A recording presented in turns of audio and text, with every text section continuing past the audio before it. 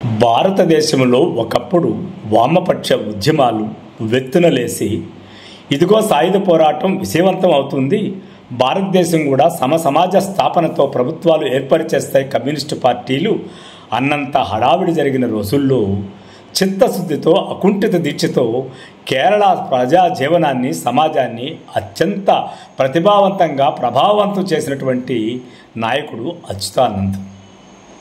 ఆ సీనియర్ నాయకుడు చేసినటువంటి ప్రయోగాలు ప్రజాసేవకు సంబంధించి నేటికి చెప్పుకుంటూ ఉన్నామంటే ఆయన ఎంత చిత్తశుద్ధితో పనిచేశాడో మనకు అర్థమవుతూనే ఉంది. ఒక బెంగాలు కేరళ తప్ప ఎక్కడా కమ్యూనిస్టు పార్టీలు అధికారంలో లేవు అని అనడానికి ప్రధాన కారణం పశ్చిమ బెంగాల్లో జ్యోతి బస్ అయితే కేరళలో అచ్యుతానంద్ ప్రముఖుడు.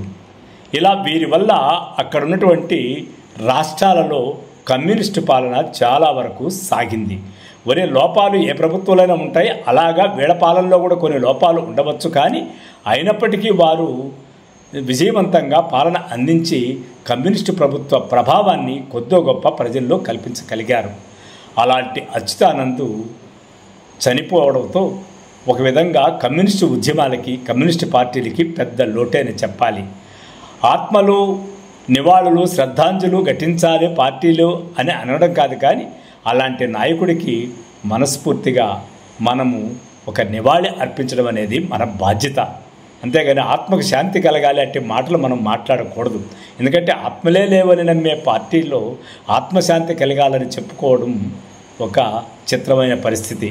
కాబట్టి అలాంటి మహోన్నత నాయకుడు వెళ్ళిన సందర్భంలో కన్నీటి నివాళి అర్పిస్తోంది మన పొలిటికల్ రివ్యూ.